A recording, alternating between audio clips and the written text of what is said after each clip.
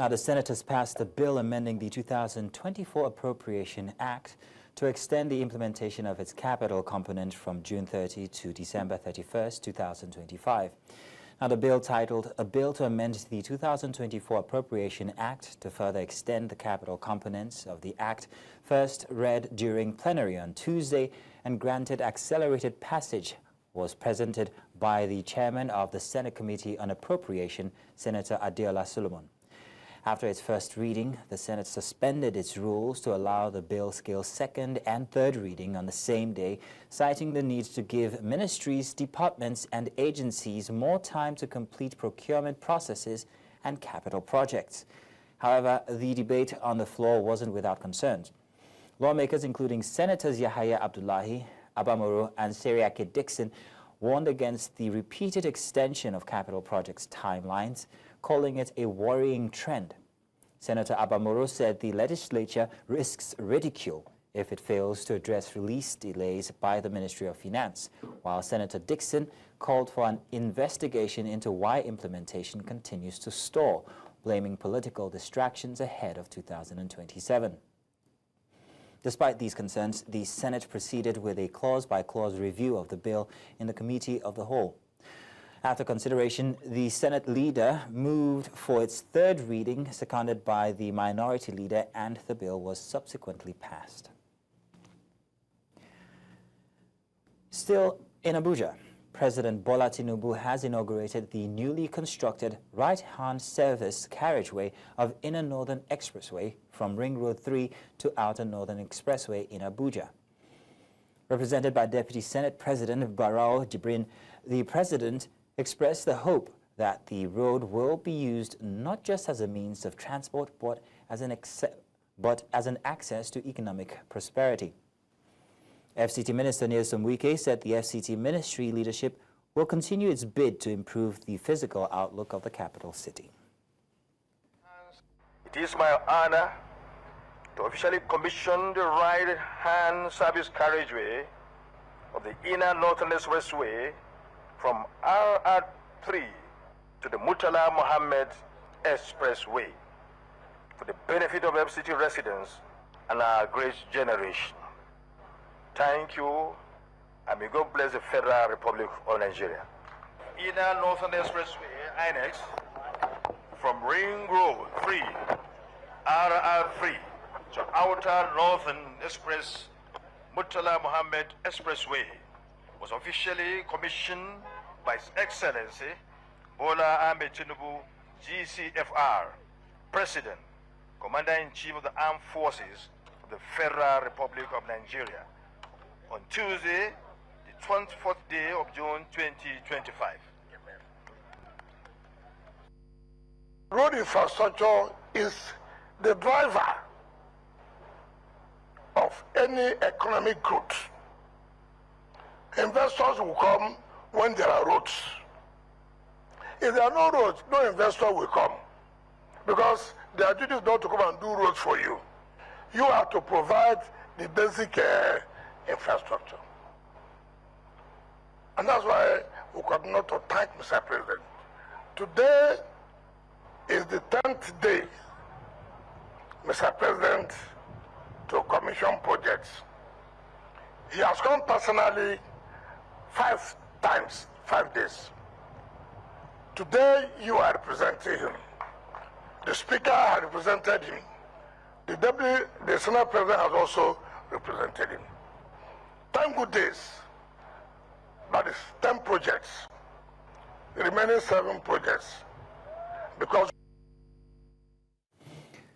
Now, a People's Democratic Party delegation on Tuesday entered into a closed-door meeting with the Independent National Electoral Commission over the status of the National Secretary's position. Speaking during a brief session opened to the press at INEC headquarters, the party's acting national chairman, Umar Damagun, said the meeting was necessary to allow interactions with the commission and ensure clarity ahead of the PDP's forthcoming 100th National Executive Council meeting. Also speaking, INEC Chairman Professor Mahmoud Yakubu said the Commission expects the party to provide clarification on who the substantive National Secretary is.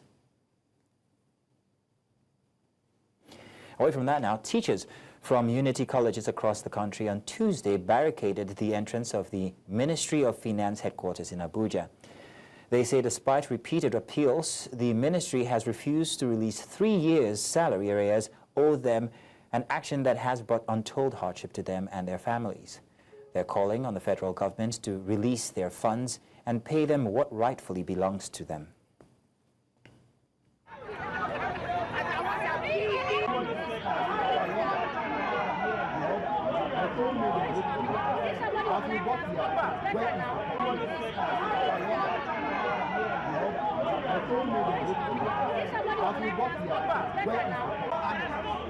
The way I do my thing is different from the way other people put a catch, they want a catch before somebody.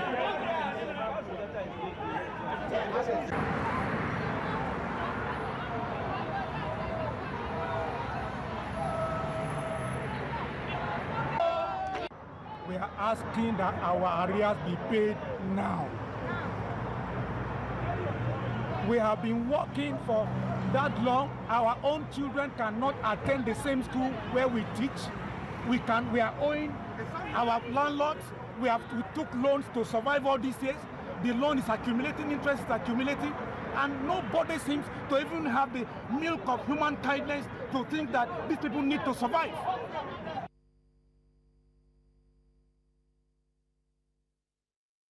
Now, health advocates are calling on Nigeria's federal government to swiftly enforce a total ban on the sale of e-cigarettes and flavored tobacco products to minors.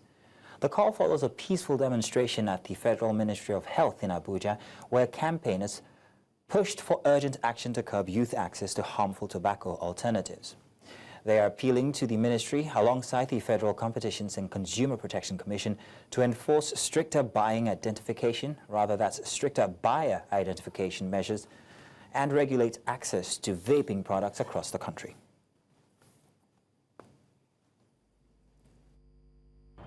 Nigerian kids are buying vapes everywhere without any form of identification or control. We need the Ministry of Health to enforce identification and control over Nigerian kids buying vapes. The last upward review of tobacco taxation was in 2022. We are long overdue for another review because this is becoming a pandemic. The World Health Organization says that an upward review worldwide to 50% for tobacco taxation gives us an extra $101 billion in revenue. This makes us have 11 million people smoke less, and also 4 million less deaths from tobacco. We need an upward review as soon as possible. Now, the House of Representatives has directed the Nigeria Customs Service to halt the collection of the 1% Comprehensive Import Supervision Scheme charge and the 7% cost of collection fee by the end of June 2025. The directive was issued during the 2025 Budget Defense session of the Customs Service, with lawmakers describing the charges as illegal. News Central's correspondent Idong Joseph here reports. You are welcome to... The CISS, a regulatory fee, was originally intended to fund Nigeria's destination inspection scheme. However, concerns linger over the continued collection of the 1% fee, particularly after the introduction of the free on board charge and its allocation to the Nigeria Customs Service. Members of the House Committee on Customs questioned its legality, including an additional 7% cost of collection fee, ordering an immediate end to both charges. Nigeria Customs Service, listen to us. By end of this month, June 30th, 2025, you must not collect CISS again. Even the 7% cost of collection you are taking is equally illegal. Declaring the collections as illegal, lawmakers threatened legal action against the service if it fails to comply with their directives, calling for strict adherence to the provisions of the newly enacted Customs Acts. We will challenge you in the court of law. Any attempt not to start what the law says you should do While presenting the 2025 budget proposal, Deputy Controller General of the Nigeria Customs Service, Bello Jibo, disclosed that the service generated 6.105 trillion naira in 2024, surpassing its 5.079 trillion naira targets. Jibo says that the service is committed to supporting national development and sustaining its performance in the 2025 fiscal year.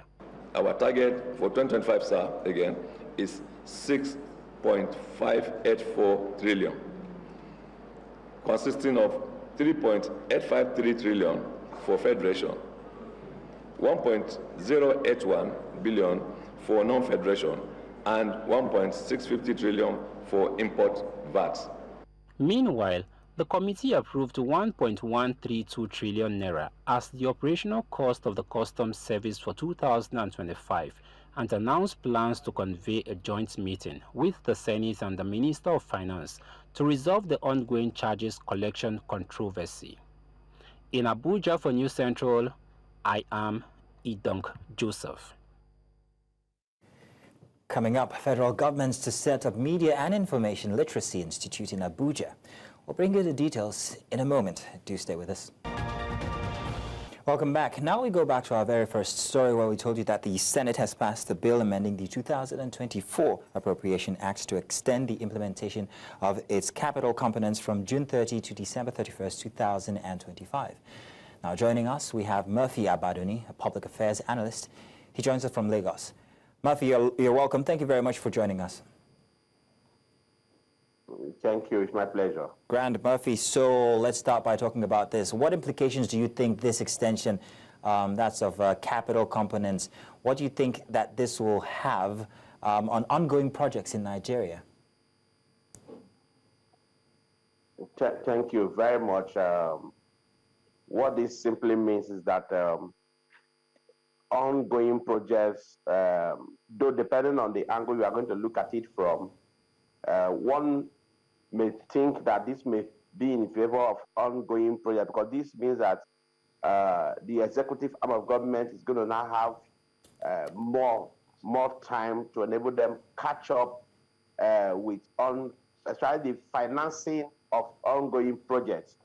But if you ask me personally, I would want to say that this is not actually the right way to go. This is a sign of bad planning. This is not ideal for an economy and for a system that intends to grow. This is not very impressive, considering what we see elsewhere in the world. But however, like some people would tell you that every system has its own peculiarities. So I would rather want to see it and watch how what the end result becomes. So, so Murphy, considering what you have just said, how do you think the Senate can address these? How do you think the Senate can actually address these lingering projects that they have on the implementation of them? Well, actually, funny enough, or sad enough, we have a Senate that seems to be almost like an extension of the executive at this moment. We have a Senate that is prepared never to reject any bill or proposal or whatever that is coming from the executive arm of government.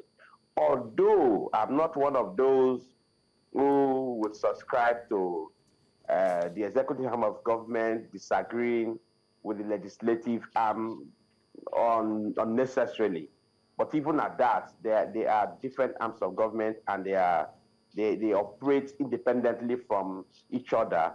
And that to a long extent means that the Senate should carry out its functionalities without necessarily looking at whoever is at the ends of the affairs of the executive arm of government. Unfortunately, that is not what we are saying here. So what this simply means is that the Senate will do, I'm talking from antecedents of this Senate, current Senate, they will do whatever it is to make whatever the executive arm of government wants to be possible. So I don't see a Senate, I don't see any problem arising from the Senate as regards this. If you imagine, look at the way the different stages of the bill now, Murphy, was passed in a single sitting. So Murphy, that is almost unprecedented. Now, Murphy, your sentiments were actually shared by, there was some pushback at the Senate today. Abamoro, Seriake, Dickson were amongst those who actually kind of like considered or gave consideration to what people might think, the ridicule it will cause the House. But let's take a look at some visuals from the proceedings inside of the Senate this morning, and then we'll be back to ask you a few more questions. But let's take a look at this. It's okay. Due to some projects which are yet to be funded and implemented, we find it very important to come before these ALO chambers that this budget be extended by further 6 months. What is happening is not backed by facts. I have no problem. There is necessity for us to address this issue, extend it, but we cannot continue extending all the time. Today has not given compelling reasons why this extension has become necessary. Maybe there is too much preoccupation with politics and 2027. Maybe there is too much concentration on receiving defectors all across the country, and people are not looking because the business of the Nigerian people, for which we were all elected, all of us and the President of the Federal Republic, is not moving forward. That is the reason this motion and this bill has become necessary. I understand your feelings. I understand the fact that you have so many projects ongoing, like those roads. I mean, like roads. So many contractors have done, the artwork, remaining, the asphalt to put asphalt, but they don't have the money to do that. And once we don't extend the budget, it means those projects will be left abandoned. So Murphy, you just saw there Senator Seriake Dickson. He suggested an investigation after that, an investigation into why implementation continues to stall. He cited political distractions like you've just seen for 2027, receiving too many detractors, he said. So do you think an investigation is necessary? And what potential benefits or maybe even drawbacks do you see in this approach? Well, the question you ask yourself is, to what end will the investigation be? You see, I like to talk from precedents. We have seen situations where similar investigations, similar committees have been set up in the past, but the result never took us forward for even a step.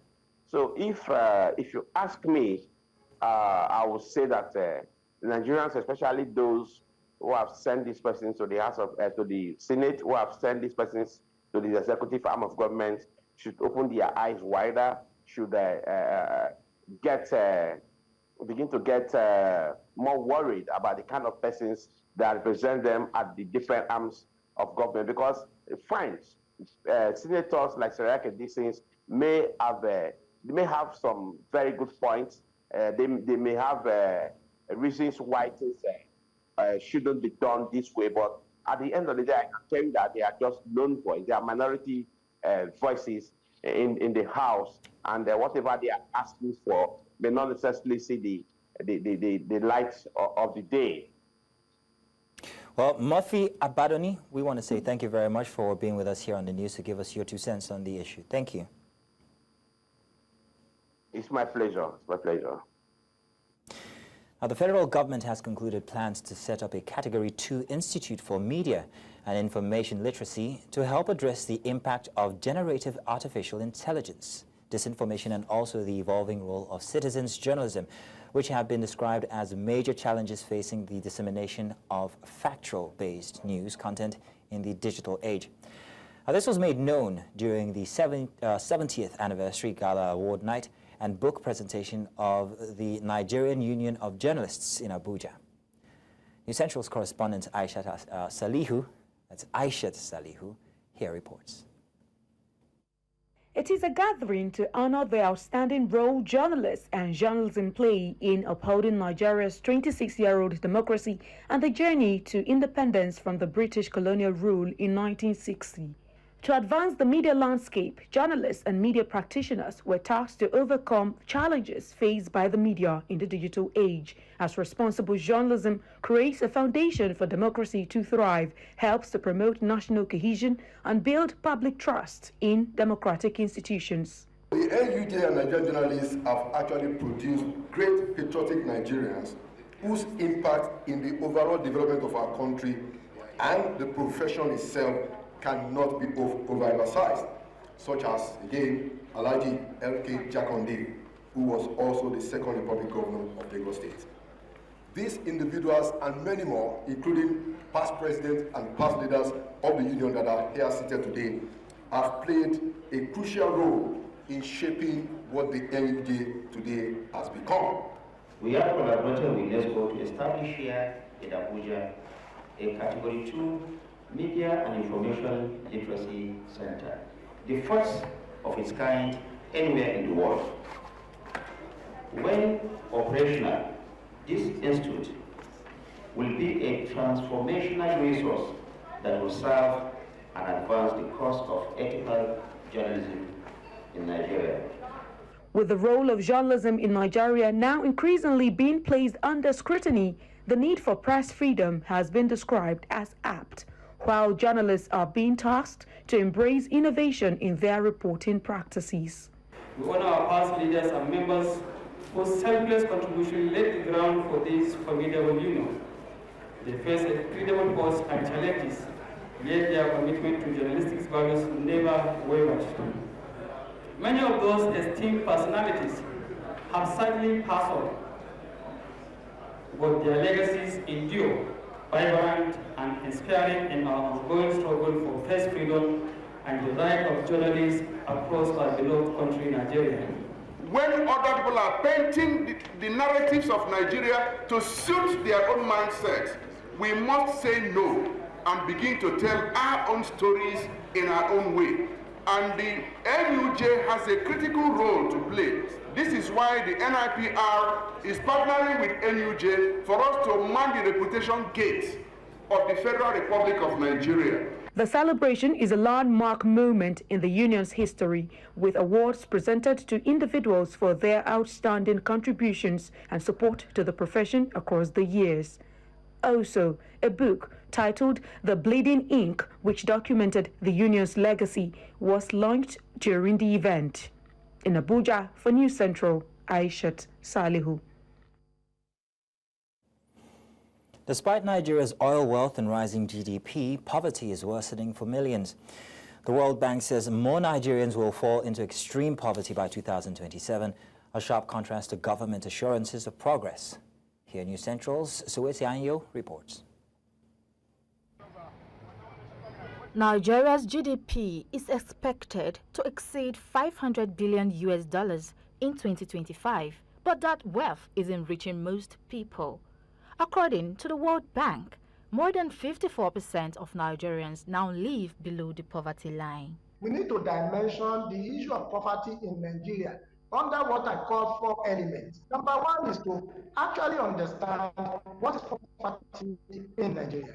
2 is to also look at what are the causes of poverty in Nigeria. Number 3 is to look at what are the remedies. And lastly, I want to also say, do we have some classical cases that we can reference how certain countries in Nigeria or Africa or in the world have been able to combat poverty? When it comes to the economy of Nigeria, there's nothing we can do about it because we didn't have opportunity to go to the top. People that are there, whatever they offer us, that's what we are going to collect. And government is supposed to get plenty factory. No factory for government. You see, this kind of working plenty people, they don't get work. Only pure water. They sell pure water, oh, they do shoemaker. The World Bank warns that poverty is rising fastest in resource-rich but fragile countries like Nigeria. Government reforms have promised relief, but so far, the impact is limited. Without having the necessary infrastructural development, such as infrastructural development to support basic services, even the private sector, to employ people and then be able to reduce poverty among the youth, among women. I keep saying, it's not for nothing that Chinese, Indians, all of them are coming here. There is something they see. Whatever we can do, particularly if people are able to quickly have an idea of the talents that they have, they can begin to channel their energies towards that area. Life is getting harder for many Nigerians. Inflation is biting, wages are low, and essentials are out of reach. The question remains, how long can ordinary people keep pushing through without real change? It's one thing to have the effort and the spending. It's another thing to have the outcomes and the impact. So we need to locate where the problem is. Why are we not getting results? We must also have a targeted program to develop certain specific number of educational facilities within the 3 levels of governance. Without urgent reforms, analysts warn poverty will deepen, particularly in rural areas where access to jobs and basic services remains scarce. In Lagos, for News Central, Sewisi Anya.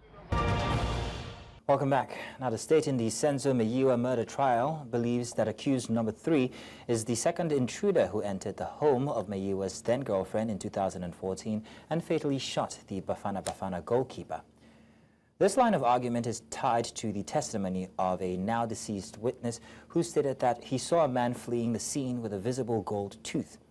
The Pretoria High Court has now heard the results of a dental examination conducted on the accused. News Central's Bongani Sisiba here has more. The key question is, did the alleged gunman in Senzo Meyiwa's murder have a gold tooth? A deceased witness had earlier claimed he saw a man with a gold tooth fleeing the Kumalo's residence on the night of the murder. This prompted a dental examination of accused number 3, and the results are now in. The right upper canine is questionable for a brushing or marginal preparation. That means they could see something, we don't know what. However, no gold inlay is currently visible in the mouth. In other words, they are saying they cannot see that, or he cannot see that there was ever a golden insert in Mr. Mube's mouth. During cross-examination, Sergeant Moses Mabasa testified about images retrieved from the mobile phone of accused number 3, Mtobisi Mncube. He stated that based on his observations, Mncube had a gold tooth. On your observation of what could you see or tell that accused number 3 in 2014 had a golden teeth? On my observation on the teeth, I just pointed at the teeth. I don't know the names of the teeth. Or when you say observation, I thought when you say observation, I mean analysis. No, I mean, what I see. Okay. Yes. And that is on your layman's eye, not so? Correct. Tensions also flared once more, with the defense lawyer standing firm on a comment directed at a state witness that Sergeant Mabaso was a hired gun for the state. Mncube's legal counsel, Advocate Charles Mnisi, has questioned the credibility of photographs found on his client's phone, especially the accuracy of the time and stamps. Senzo Meyiwa, a national icon and former goalkeeper for Bafana and Orlando Pirates, was gunned down on 26 October 2014 at the Fostora's home of his then-girlfriend Seriake Kumalo. His murder sent shockwaves across South Africa, sparking calls for justice and accountability. The trial has been a roller coaster of twists, delays, and courtroom drama. As Sergeant Mabasa wraps up his testimony, the court is now set to hear from lead investigator Brigadier Bongani Gininda on Wednesday. In South Africa for News Central, Bongani Sisiba. President Alassane Ouattara is leaving his supporters in suspense over whether he will seek a fourth term in the upcoming presidential election. While officially nominated by his party, the president has yet to confirm his candidacy.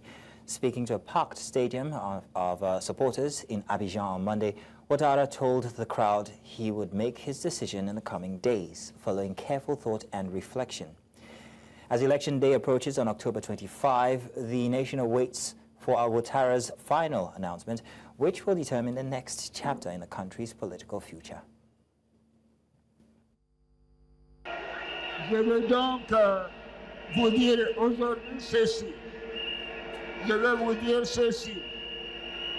Je vous ai entendu. Je vous ai compris. Je vous remercie de votre confiance.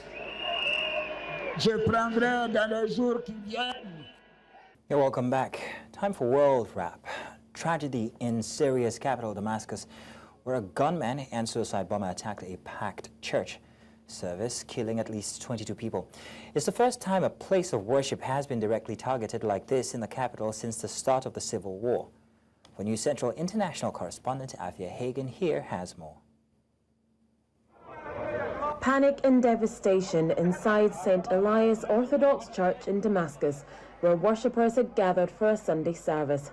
A man armed and wearing an explosive belt entered the church, opened fire, and moments later blew himself up. Authorities say at least 22 people were killed and more than 60 injured, many of them children and elderly worshippers. Families are still searching for loved ones. The attacker has been identified as a member of the Islamic State group. Syria's Interior Ministry confirmed it was a coordinated shooting and suicide bombing. The attack has sent shockwaves through Syria's Christian community, which has already dwindled from 1 million before the war to fewer than 300,000 today. The international community condemned the assault. The United Nations called it a heinous crime. Egypt's Al-Azhar described it as a blatant attack on life and worship. Syria's Interior Minister says an investigation is underway. Authorities believe this marks a shift in IS tactics, targeting civilians and religious minorities to destabilize a fragile peace. Though IS was declared territorially defeated in 2019, sleeper cells remain active. This is the latest and deadliest reminder. The Syrian government has vowed to bring those behind the attack to justice as the country faces fresh security challenges. For News Central, I'm Afia Hagen.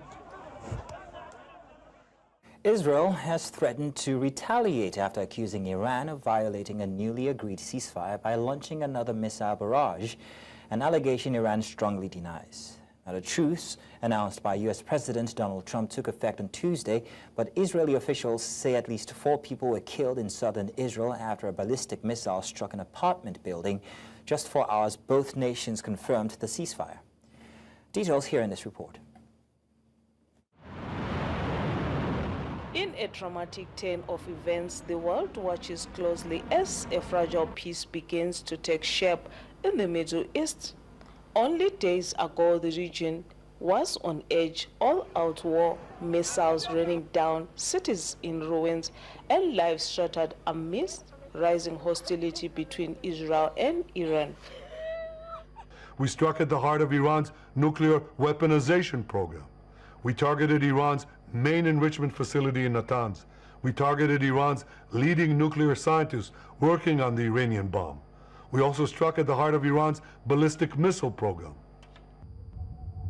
For over a week, both countries' long-time rivals over nuclear ambitions and defense programs engaged in a devastating exchange of missile fire. The destruction was widespread, sparking international alarm. They target innocent citizens, children, women, so I don't trust this enemy. Following intense diplomatic pressure, Israel and Iran agreed to a ceasefire, offering a chance to rebuild, renew dialogue, and hopefully pursue lasting peace. But that hope was tested when Israel accused Iran of violating the truce. According to Tel Aviv, another missile barrage was launched after the ceasefire took effect.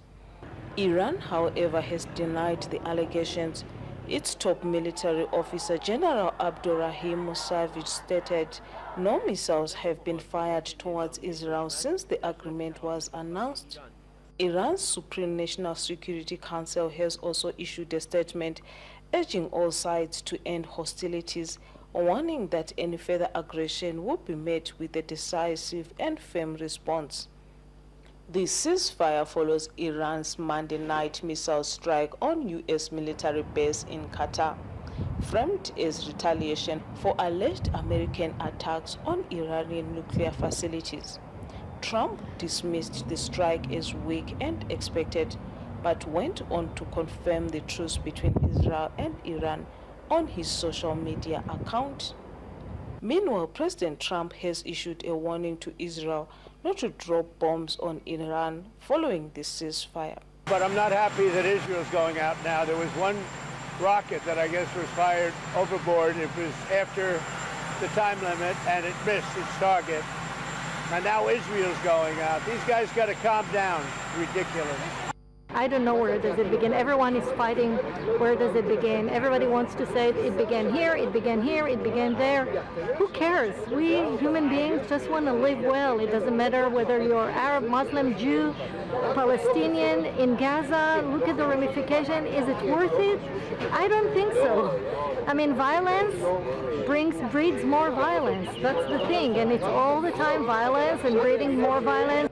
As the dust circles and tensions cool, the world watches with caution optimism, hoping this ceasefire marks a turning point for peace in the Middle East.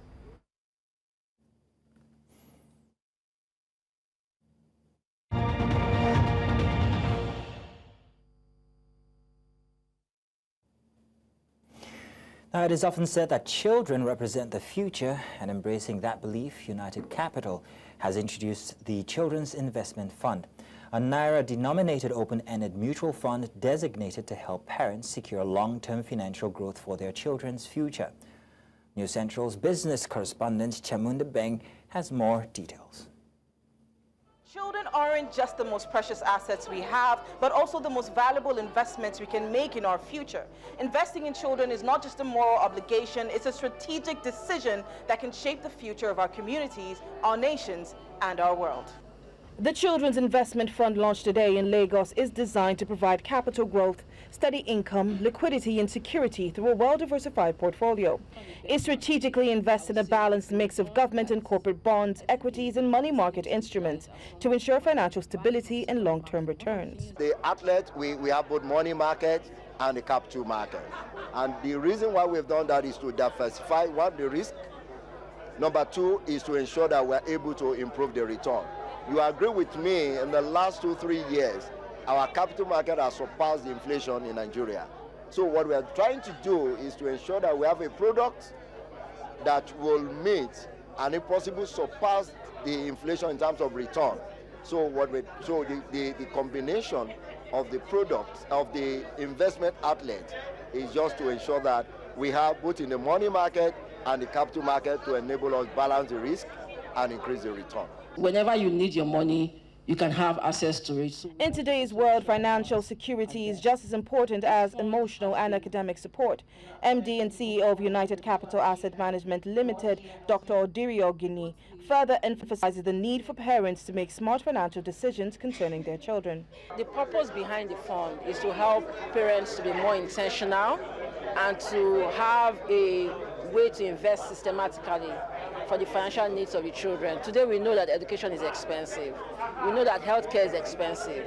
We know that the needs of children are expensive. It is not limited to education.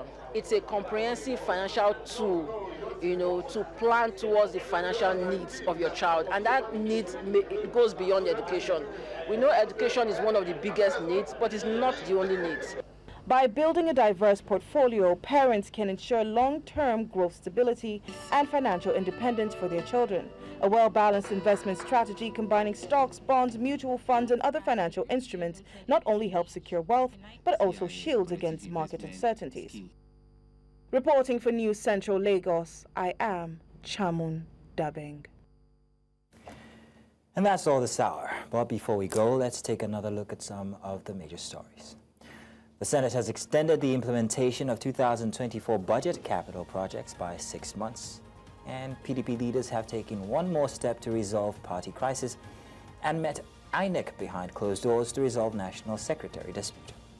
We also told you that Israel has accused Iran of violating ceasefire agreement and threatened to respond forcefully as President Trump has called for restraint. Now, do remember you can send your eyewitness reports to the WhatsApp number displayed on your screens now. And do follow us on social media. We are at News Central TV. You can watch News Central live on DSTV channel 422, GoTV channel 23, StarTimes 274, Able TV, and of course on YouTube. Many thanks for watching. My name is Mazino Appeal.